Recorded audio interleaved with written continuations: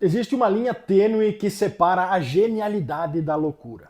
A história nos mostra que mentes brilhantes, capazes de armazenar quantidades absurdas de conhecimento, muitas vezes caminham na beira de um abismo psicológico. Mas o caso de hoje rompe essa linha de um jeito que desafia até os estômagos mais fortes. A gente está indo para a Rússia para conhecer a história de um homem que era considerado o pilar da comunidade acadêmica, um gênio poliglota, historiador respeitado.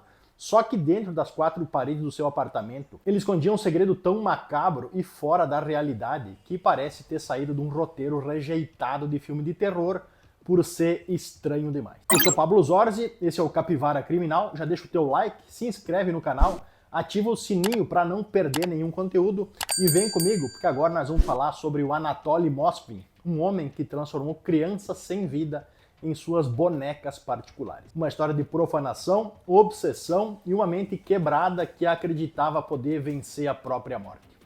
Bem,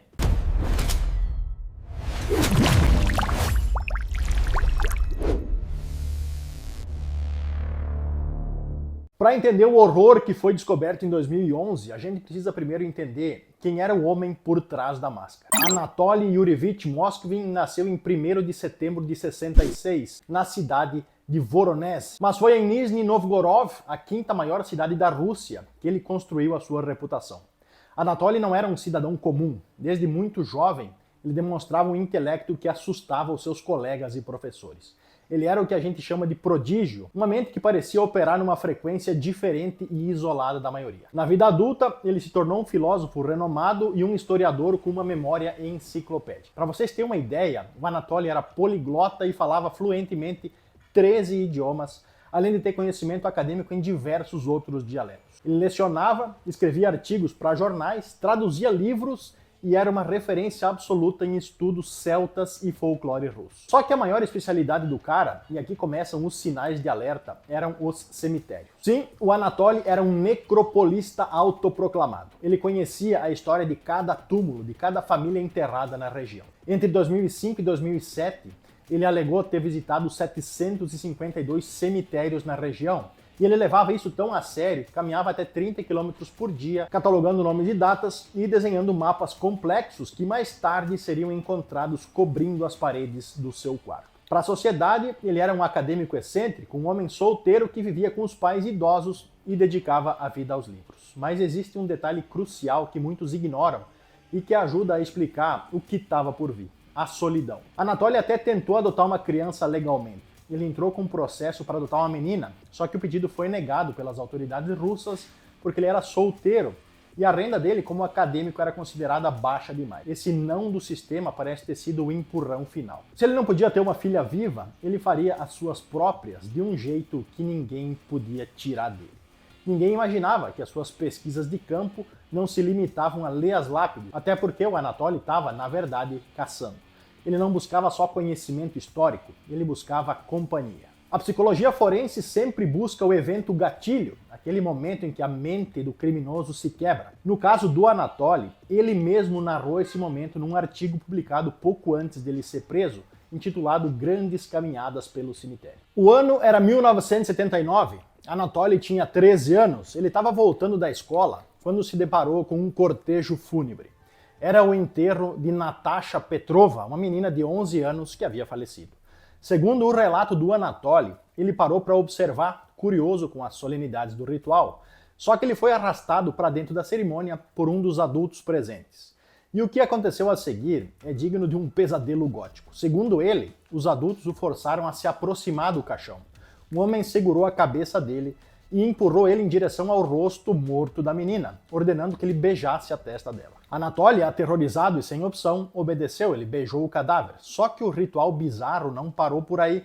A mãe da Natasha, em meio ao luto e talvez a um delírio de dor, ele colocou uma aliança de casamento no dedo da filha morta e outra aliança no dedo do Anatoly, simbolizando um casamento místico entre o menino vivo e a menina morta. Anatoly afirmou tempos depois que naquele momento algo mudou dentro dele.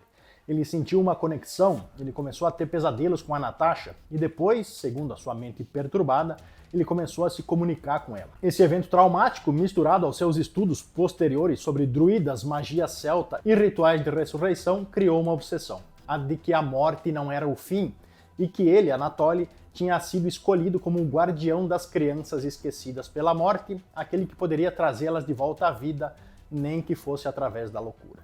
Durante anos, Anatoly desenvolveu um método meticuloso para suas atividades noturnas. Ele monitorava os obituários locais, focando exclusivamente em meninas recém-falecidas com idade entre 13 e 12 anos, chegando em alguns casos até os 18. Ele estudava a rotina dos cemitérios, aprendia os horários dos guardas e esperava a terra assentar. Ele alegava que nunca roubava um corpo sem permissão. Segundo sua psicose, ele ia até o túmulo, se deitava na terra e às vezes dormia dentro de caixões vazios preparados para enterros no dia seguinte e conversava com o espírito da criança. Se a menina dissesse que estava com frio, sozinha ou com medo do escuro, ele se sentia no dever de resgatar ela. O processo de exumação era cirúrgico. Ele cavava com precisão para não deixar sinais óbvios de violação na superfície, retirava o corpo e cobria tudo novamente. Se estima que ele tenha violado cerca de 150 túmulos ao longo dos anos, embora só 26, algumas fontes citam 29 corpos tenham sido encontrados na casa dele. Muitas famílias visitaram os túmulos de suas filhas por anos sem fazer ideia de que choravam sobre caixões vazios. Só que o verdadeiro horror acontecia no seu laboratório improvisado, o apartamento de 3 quartos que ele dividia com os pais. Anatoly sabia que um corpo em decomposição exalaria um cheiro insuportável, o que alertaria os vizinhos, os pais e, consequentemente, a polícia. Então, usando seus conhecimentos de química e história antiga, ele criou uma solução de mumificação caseira, utilizando mistura de sal grosso e bicarbonato de sódio para desidratar completamente os tecidos, interrompendo a putrefação. Ele secava os corpos até que ficassem parecidos com um pergaminho. Uma vez secos, ele precisava restaurá-los. Como a pele e os músculos murchavam, ele envolvia os membros com tiras de pano, jornais velhos e enchimento de estofado para dar volume. Ele criava máscaras de cera e gesso para cobrir os rostos, pintava com esmalte para simular maquiagem e colocava óleos de vidro. O resultado final não eram cadáveres, mas sim o que pareciam ser bonecas antigas, bizarras e gigantes. E ele levava essa fantasia ao extremo. As investigações revelaram que ele comprava mapas da região e inseria dentro dos corpos como se quisesse guiar as almas de volta. Ele também criava passaportes falsos para cada uma delas, dando novos nomes e datas de nascimento, criando uma nova identidade para sua família particular. Se esse caso também está te deixando de queixo caído, faz o seguinte, deixa like, se inscreve aqui no Capivara Criminal e deixa um comentário, já que o teu engajamento é fundamental para a gente continuar investigando esses arquivos e trazendo a verdade à tona. Dá aquela força porque canal pequeno é assim mesmo, a gente só cresce com o apoio de quem assiste e fortalece a comunidade. E como pagamento pela tua boa ação, eu vou deixar no card lá nas telas finais mais 2 vídeos de casos surreais para te assistir depois. Beleza?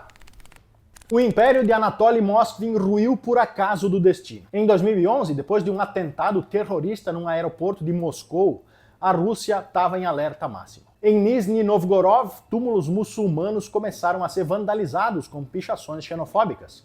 A polícia, buscando pistas, lembrou do estranho professor que vivia nos cemitérios. Então, no dia 2 de novembro de 2011, uma equipe de policiais foi até o apartamento dele para fazer perguntas rotineiras sobre o vandalismo. Ao entrarem, o cheiro de mofo, produtos químicos e algo adocicado pairava no ar. O apartamento era um labirinto de livros, cerca de 60 mil volumes empilhados até o teto. Mas o que chamou a atenção dos oficiais foram as bonecas. Elas estavam por toda parte, sentadas no sofá, dispostas em volta da mesa de chá, posicionadas em cadeiras, como se estivessem assistindo televisão. Um dos policiais, achando a aparência de uma das bonecas estranhamente realista, decidiu examinar mais de perto. Ao tocar o braço da boneca, ele sentiu algo duro e seco sobre o tecido. Não era plástico, não era algodão, era osso. O horror tomou conta da sala quando a verdade foi revelada. Aquilo não eram brinquedos, eram 26 corpos mumificados de meninas. Só que a perversidade do Anatoly tinha camadas ainda mais profundas. Durante a revista, os policiais encontraram mecanismos eletrônicos inseridos dentro das caixas torácicas das múmias. Numa das bonecas, vestida como um urso de pelúcia, ao ser movida, uma caixa de som foi ativada. De dentro do cadáver da criança, começou a tocar uma música infantil.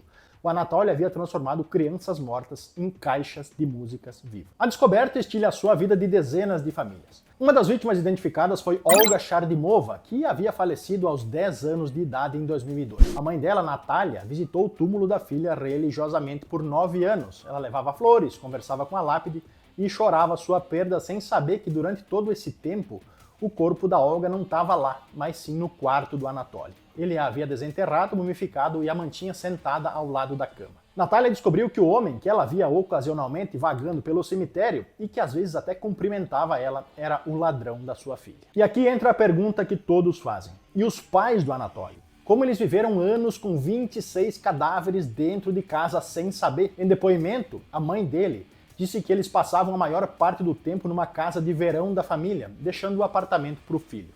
Quando estavam lá, eles até viam as bonecas, só que o Anatoly sempre disse que eram criações artísticas, um hobby excêntrico de um historiador solitário. Dado o tamanho das bonecas e as máscaras de cera, e o fato do cheiro de decomposição ter sido mascarado pelo processo de mumificação e pelo cheiro de livros velhos e produtos químicos, eles nunca suspeitaram que estavam dividindo o café da manhã com cadáveres. Quando interrogado, Anatoly Moskvin não demonstrou remorso. Pelo contrário, ele demonstrou uma arrogância intelectual perturbadora. Ele disse à polícia: "Vocês abandonaram suas meninas no frio e eu as trouxe para casa e as aqueci." Ele também explicou a sua motivação: ele não abusava das bonecas, e as autópsias confirmaram que isso não acontecia. Para ele, aquilo era ciência e magia, e ele acreditava piamente que a ciência estava à beira de descobrir a clonagem humana ou uma forma de ressurreição. Então ele estava só preservando os receptáculos, assistindo desenhos animados com elas, celebrando seus aniversários e lendo histórias para que elas não se sentissem sozinhas. Em resumo, ele estava criando um berçário para o apocalipse, esperando o dia em que elas iriam acordar. Em 2012, Anatoly foi diagnosticado com esquizofrenia paranoide grave. O tribunal determinou que ele era mentalmente incapaz de ser julgado como um criminoso comum e o sentenciou à internação compulsória numa clínica psiquiátrica de segurança máxima.